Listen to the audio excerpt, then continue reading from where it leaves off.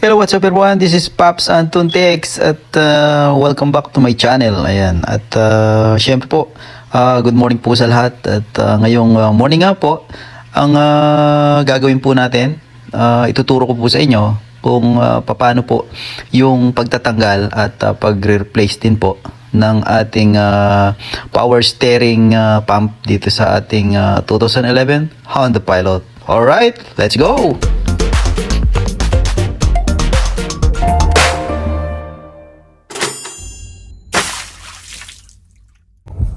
So mga kailangan po tayo mga pops yung mga mamsi ng 90mm na socket rings para kalasin natin.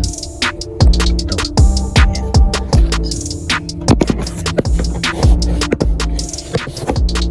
So kailangan po natin lagyan lang ng konting kalam dito sa kabila para po makalas natin.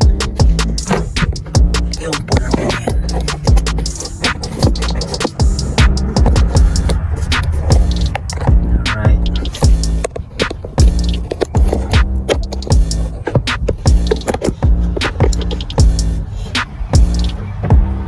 Tayong 19mm na socket rings.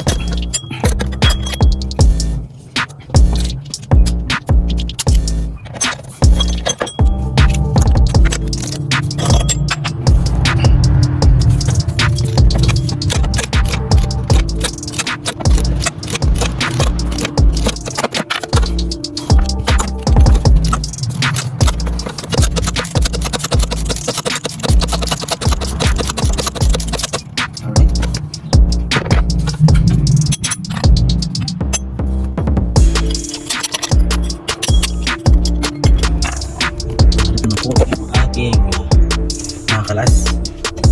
Ayan. Alright. At ang susunod naman po natin gagawin ay kakalisin naman po natin ito. Alright.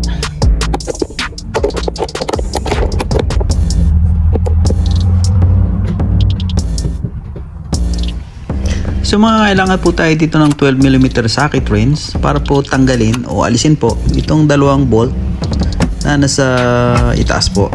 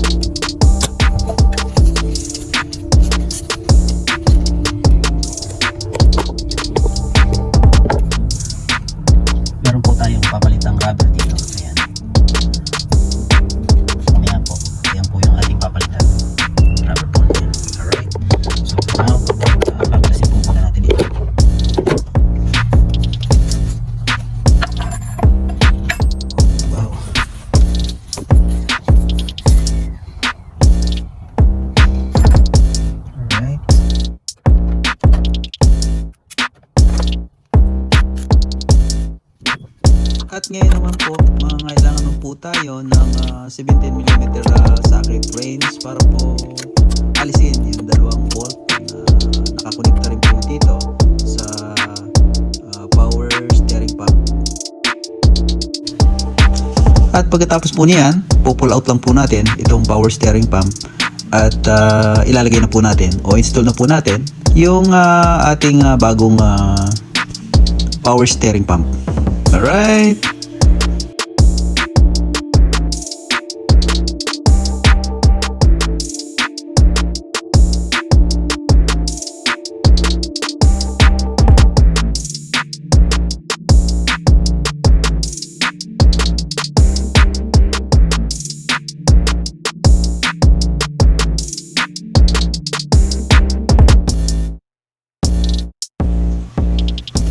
At ito na nga po mga pops, mga moms, yung ating power steering pump. Ayan. Pupulot lang po natin to. At titingnan po natin, syempre, kung meron bang pagkakaiba dito sa ating bagong ikakabit. Alright. So kung makikita po ninyo, wala naman pong pinag-iba. So ibig po sabihin, okay naman po yung nabili natin online. Ayan. At syempre po yung gagawin natin ngayon, ikakabit na po natin yung ating bagong power steering pump. At syempre po, ano po pong hinihintay natin? Let's go! Alright!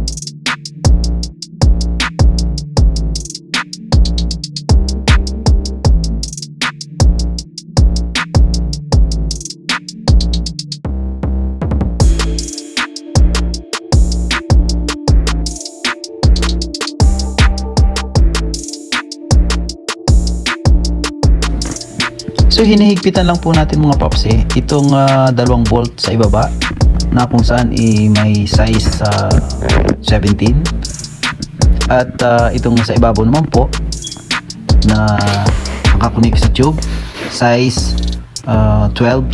Ayan, at halos matatapos na po tayo dito mga pops at pagkatapos po niyan lilinisin lang po natin yung paligid ng ating power steering pump dahil hindi naman po talaga maganda yung power steering fluid na nakakalat po dito po sa engine ng ating sasakyan. Alright, matatapos na po tayo mga pops, mga moms. At syempre po, kung nagustuhan po ninyo yung ating ini-upload na video, paki-like, comment po kung meron po tayong mga katanungan about po dito sa pagre-replace po natin ng ating power steering pump para sa ating 2011 Honda Pilot. Yan. At syempre po, hihintayin ko po ang inyong mga komento. At syempre, don't forget to subscribe to my YouTube channel, Pops Anton TX. At syempre po, hit nyo na rin yung ating notification bell para updated po tayo sa mga upcoming video ko pa na gagawin katulad po nito. Alright, at syempre po, maraming salamat po sa inyong palagiang panunood at pagsuporta sa aking YouTube channel, Pops Anton TX. Mabuhay po tayong lahat. Ayan, at syempre po doon sa aking mga subscriber na walang sawang sumusuporta para po sa aking mga video. At syempre doon po sa aking mga viewers na walang sawang nanonood din at sumusuporta sa aking ini-upload na video. Alright, maraming salamat po. God bless us all. Bye bye. Ingat po ang lahat.